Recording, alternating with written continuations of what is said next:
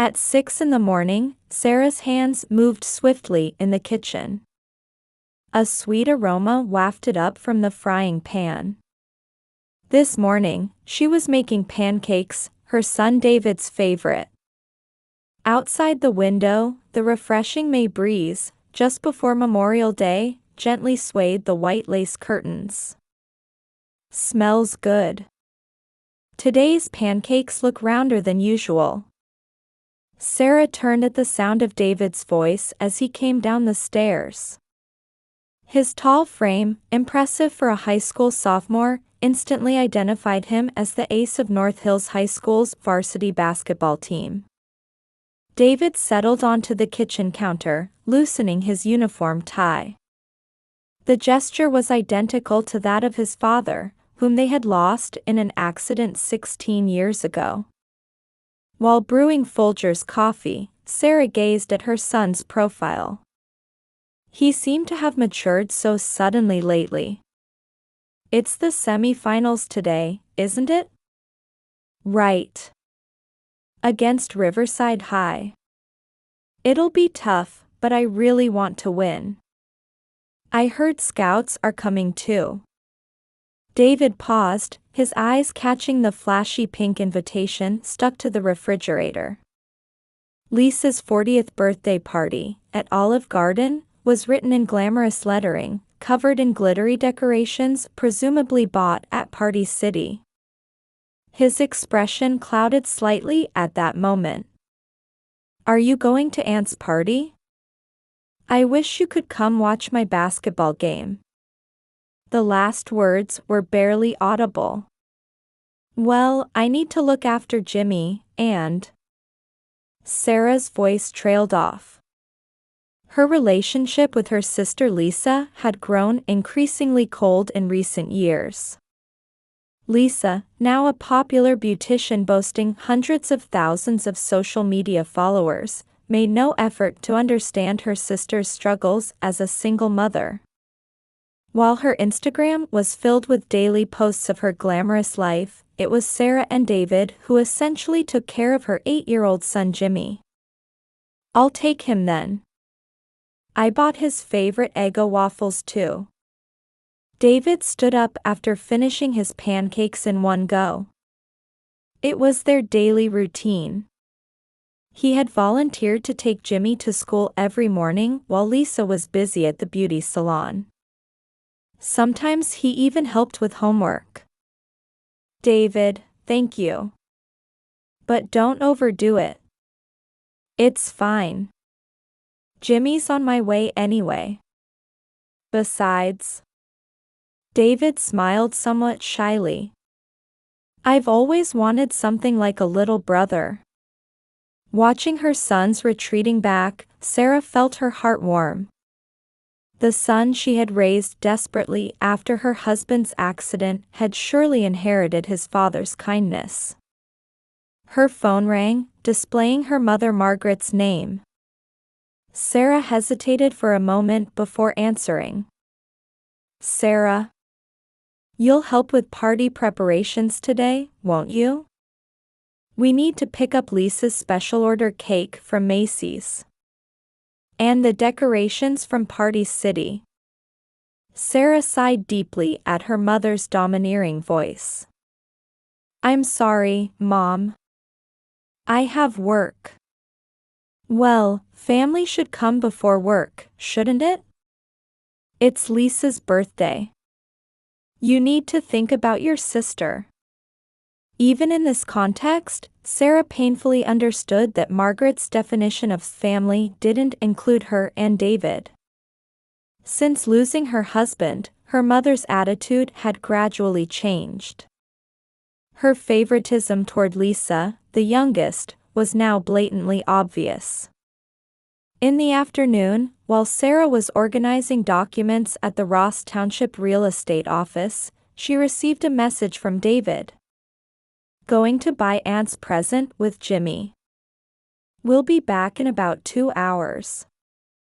Looking at perfume at Macy's. Lisa had replied to that message. Just make sure you're not late to the party. It'll kill the mood. All my followers are waiting. At 5 p.m., David was holding a Macy's paper bag in Jimmy's small hand. He had rushed to go shopping still in his basketball uniform. Do you think Mom will like it? Definitely. It's your mom's favorite brand. She posted about it on Instagram, remember? David smiled kindly. The basketball game had ended in a close victory. The scouts' response had been positive, and the coach had shown a proud expression. Now, he had successfully chosen a present with his nephew. All that was left was to shower and head to the party. Oh, right. Jimmy, want to stop by the ice cream shop? Jimmy's eyes lit up. But at that moment, an unusual sound filled the air. The roar of an engine revving. Music blasting from speakers like an explosion. David instinctively looked toward the sound. A red sports car came careening into the parking lot, swerving out of control at high speed. Later, it would be revealed as a tragedy caused by young people's dangerous driving games. Jimmy stopped and stared in that direction. People around them screamed and scattered. Jimmy! David's voice rang out. The paper bag flew through the air. The sound of glass breaking. The sweet scent of expensive perfume briefly filled the air. The next moment, David's large body had pushed Jimmy away, shielding him. The small body rolled onto the grass. Someone screamed. Police sirens. Amid the chaos, David managed a faint smile before losing consciousness, having confirmed Jimmy was safe. Sarah's phone rang again. This time, from an unknown number. Though she was at work, she had an ominous feeling. This is Pittsburgh Police. The blood drained from her face at those words. A pen rolled off her desk. There's been an accident at Ross Park Mall. David Williams has been taken by ambulance.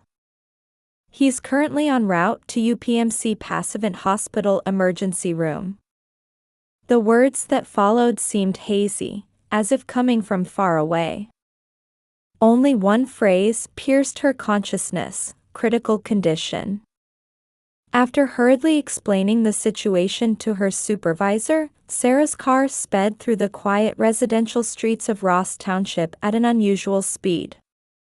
Even the few seconds waiting for traffic lights to turn green felt like an eternity. She passed police cars along the way. Ambulance sirens wailed in the distance. David. David.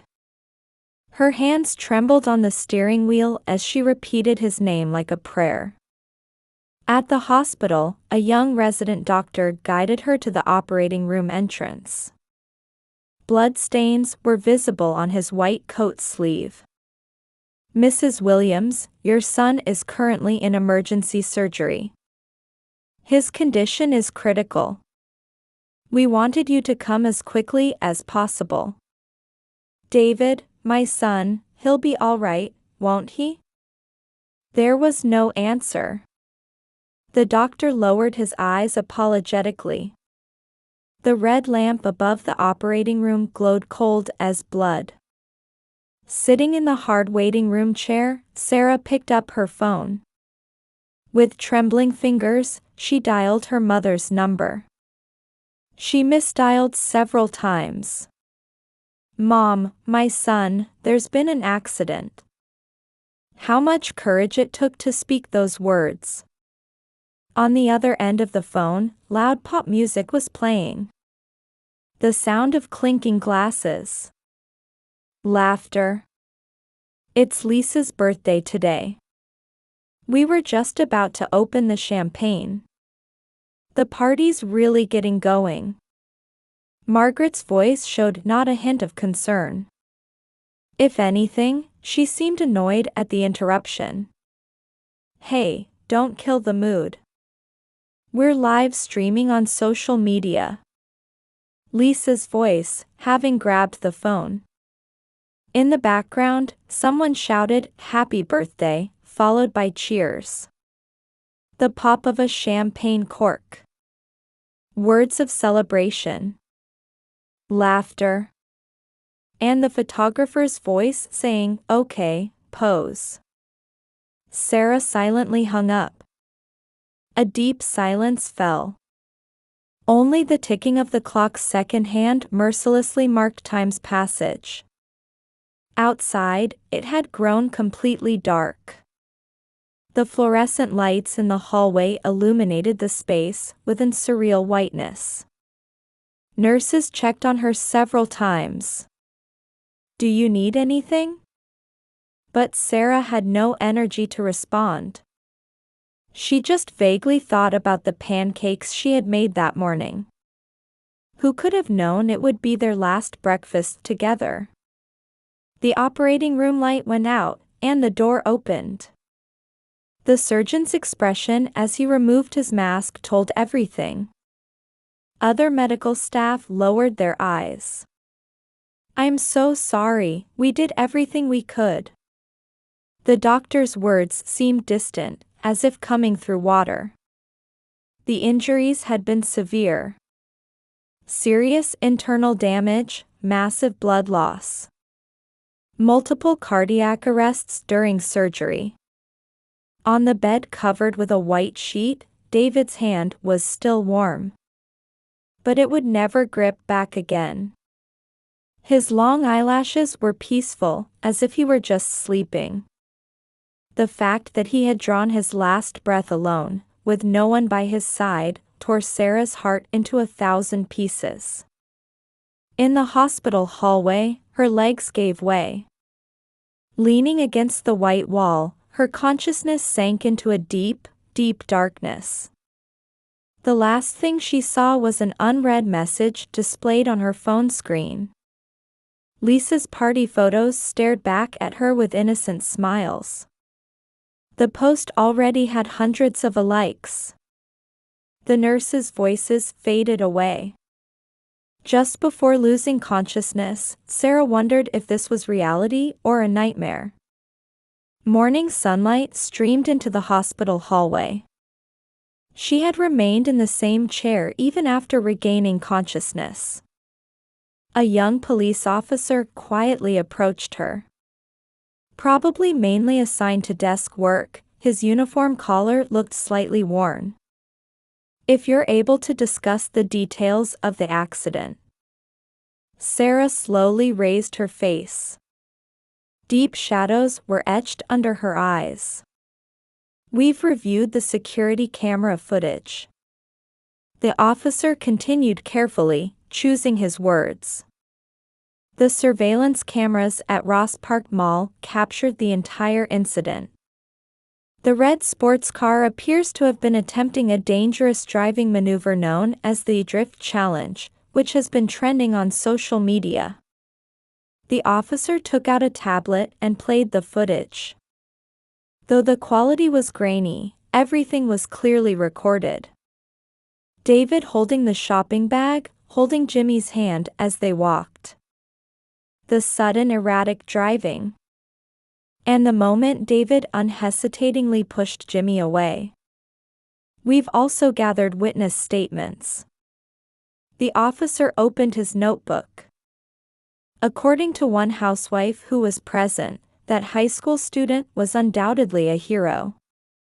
To protect that little boy, he gave his own life. His voice broke off. The officer seemed unable to contain his emotions. At that moment, hurried footsteps echoed in the hallway. "Mrs. Williams." A young nurse came running. "Jimmy has regained consciousness." Sarah stood up. Her legs wavered. The officer supported her.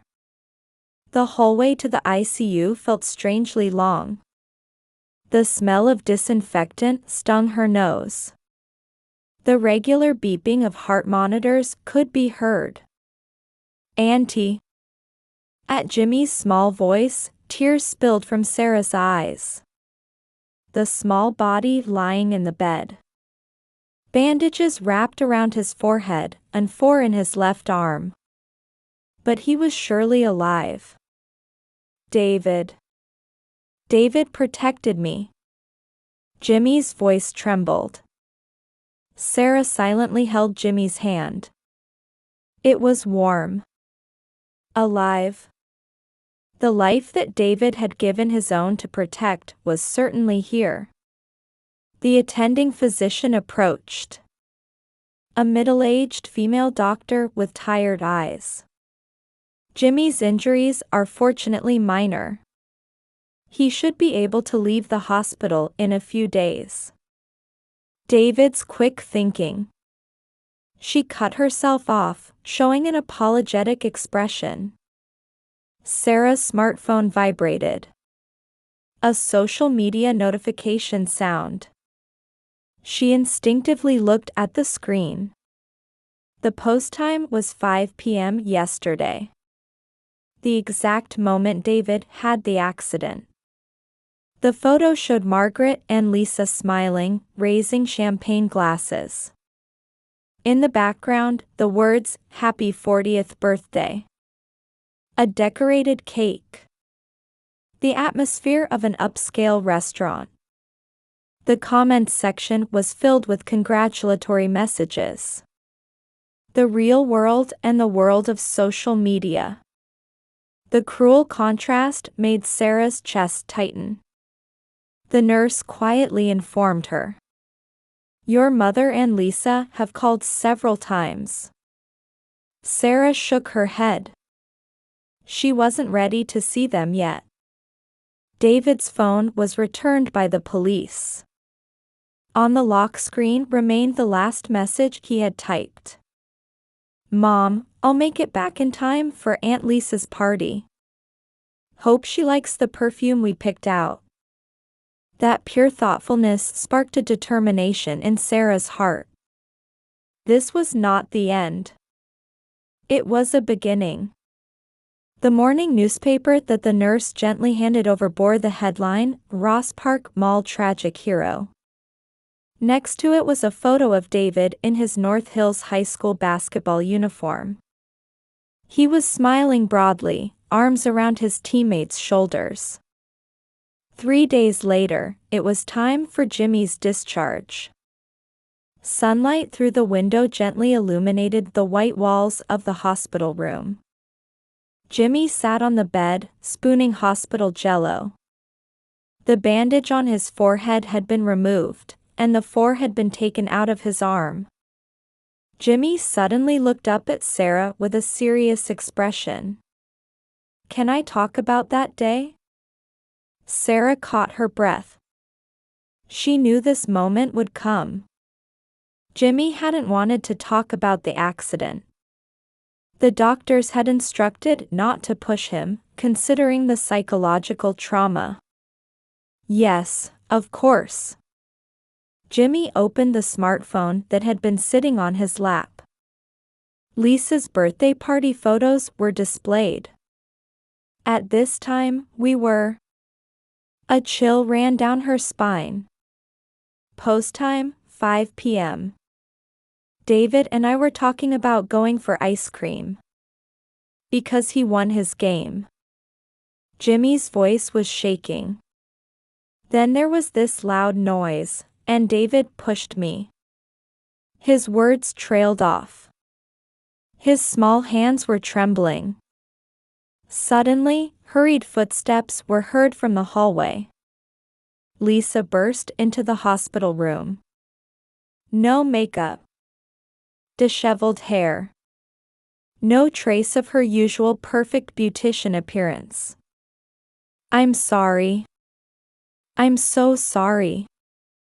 Lisa fell to her knees, clinging to Jimmy. Behind her, Margaret slowly entered.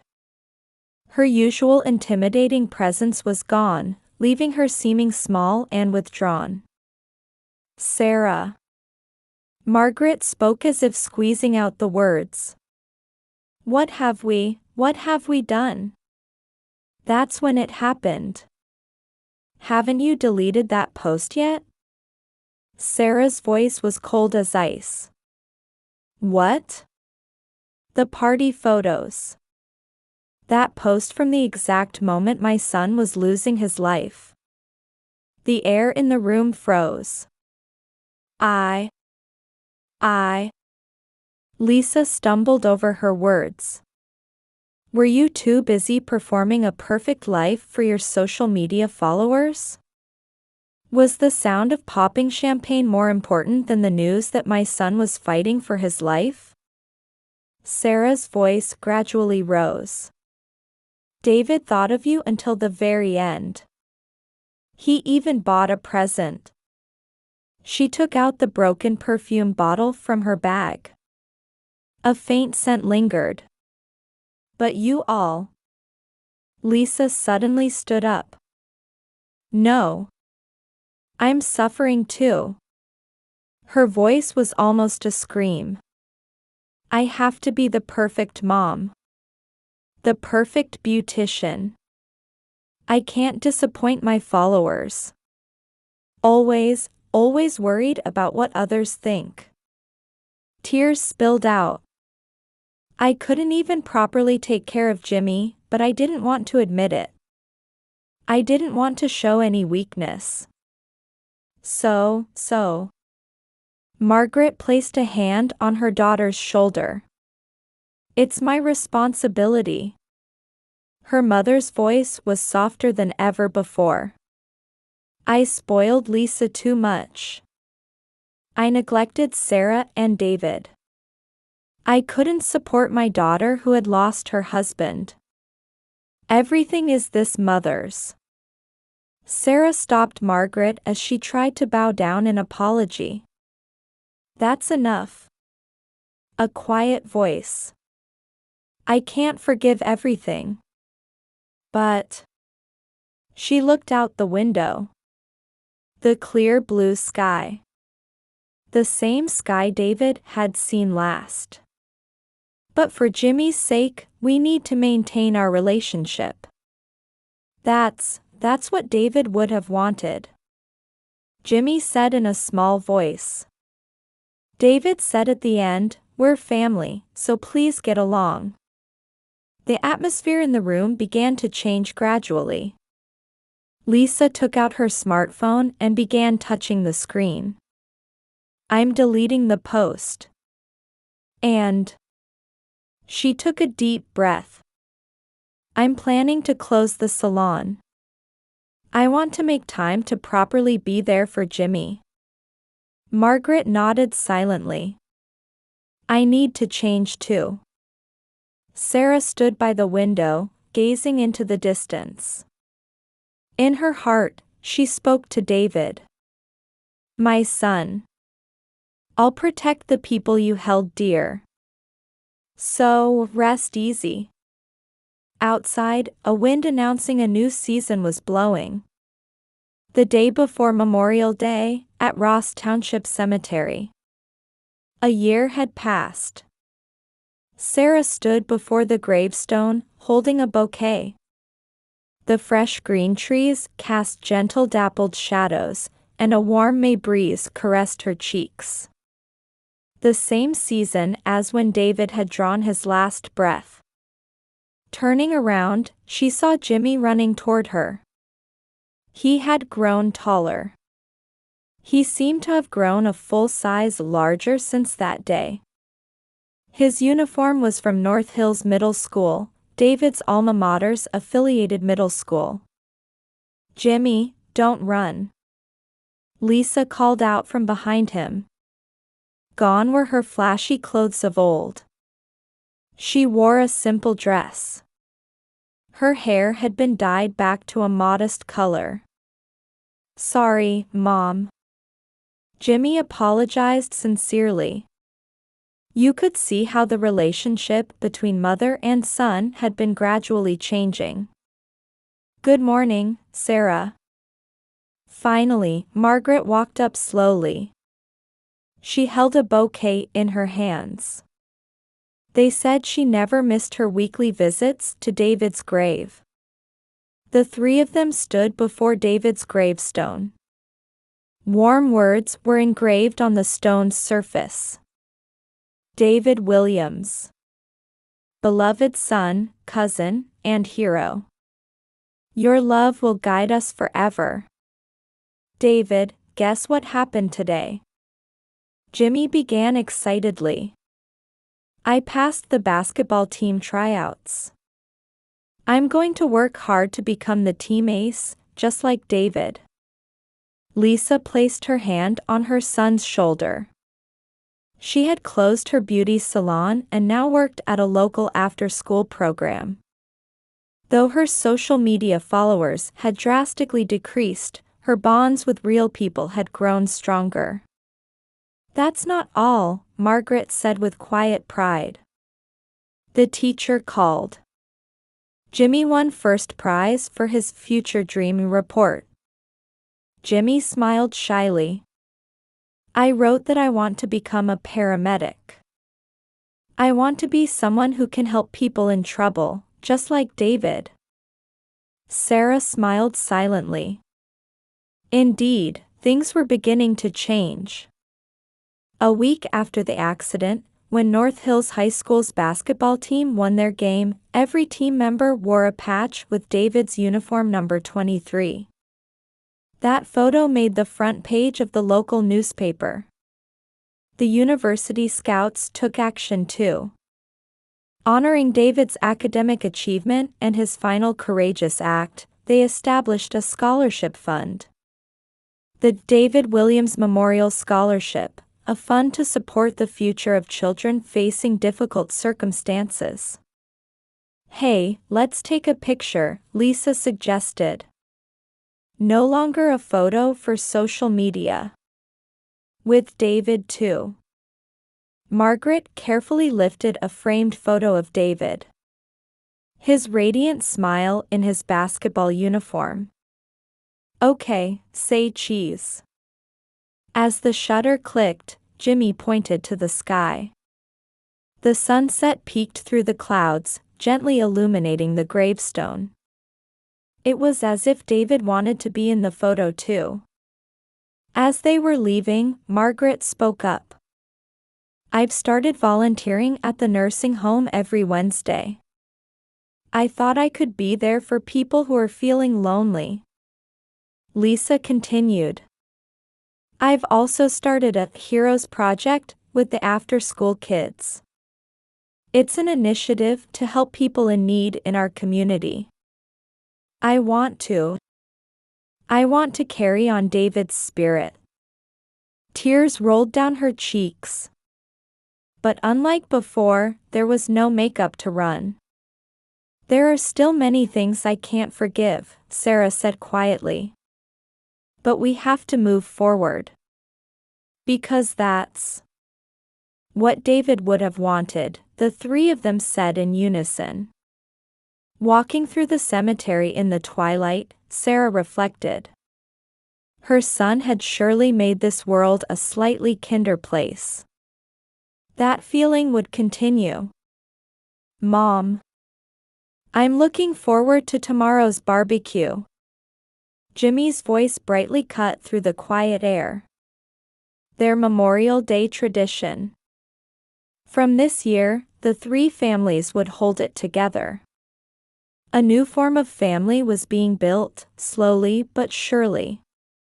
On the gravestone lit by the setting sun, a single flower petal danced in the wind.